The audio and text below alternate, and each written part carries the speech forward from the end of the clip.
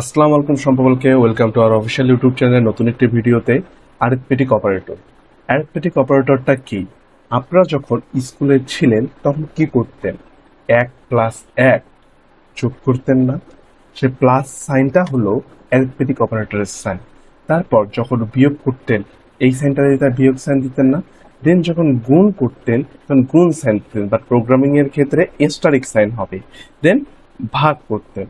So এই যে যোগ বিয়োগ গুণ ভাগ এগুলো হচ্ছে অ্যারিথমেটিক অপারেটর। সো আমি কমেন্ট করে রাখলাম। সো এখন আমরা প্রোগ্রামিং এ অ্যারিথমেটিক অপারেটর কিভাবে বের করব, অর্থাৎ কিভাবে ইউজ করব এটা জানবো।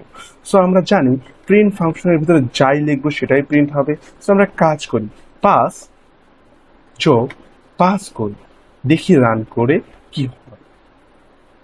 সো আমরা যখন 5+5 করলাম তখন আমার যোগফল কত আসলো? 10। তাহলে আমরা এখন বিয়োগ করি, দেন রান করি, দেন 0। 5 থেকে 5 বিয়োগ করলে হয় 0। এখন আমরা স্ট্যাটিক সাইন দিয়ে গুণ করে দেখি কি হয়। সো এখন দেখতেছি 25 এসেছে। সো অ্যারিথমেটিক অপারেটর গুলো হলো যোগ বিয়োগ গুণ ভাগ। এই যে কাজগুলো করা হয়, যে সাংকেতিক চিহ্ন ইউজ করা হয়, সেগুলোই হচ্ছে অ্যারিথমেটিক অপারেটর অথবা অ্যারিথমেটিক সিম্বল। সো এটি দিয়েই আমরা দুইটি সংখ্যা গুণ করতে পারতেছি, যোগ করতে পারতেছি, বিয়োগ করতে পারতেছি, ভাগ করতে পারতেছি। সো আমরা ভাগ করেও দেখি, দেন রান। 1.0। একটা জিনিস লক্ষ্য করেন যে যখন আমরা ভাগ করতেছি সেখানে 0.0 আসছে, অর্থাৎ আউটপুটটা, অর্থাৎ যে রান করার পর যে জিনিসটা আমরা দেখতে পারতেছি প্রোগ্রামের আউটপুট, সেটা দশমিক হচ্ছে, না হলে পূর্ণ সংখ্যা হচ্ছে। এখন যদি আমরা এখানে ডবল স্ল্যাশ দেই তাহলে দেখবেন এই যে দশমিকের পরের যে অংশটা আছে সেটি আর আসবে না।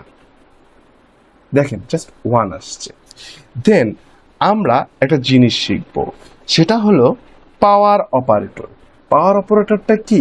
অর্থাৎ 5⁵, অর্থাৎ আমরা যখন পাওয়ার অপারেটর ইউজ করব তখন একটা জিনিস করব, জাস্ট এখানে ডবল স্টারিক চিহ্ন ইউজ করলেই 5⁵ হয়ে যাবে। তাহলে দেখি 25 আনসার আসে কিনা। সো 25 আনসার আসছে। সো আপনারা পাওয়ারটা কিভাবে ইউজ হয় এটাও জানলেন। এখন আমরা আরেকটা নতুন অপারেটর সম্পর্কে জানবো, সেটা হচ্ছে রিমাইন্ডার।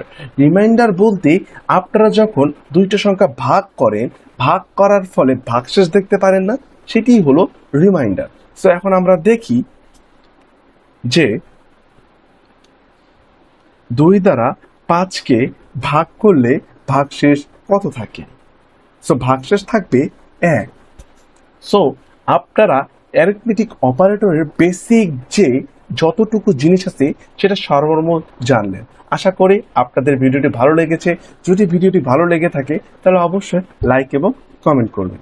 ধন্যবাদ।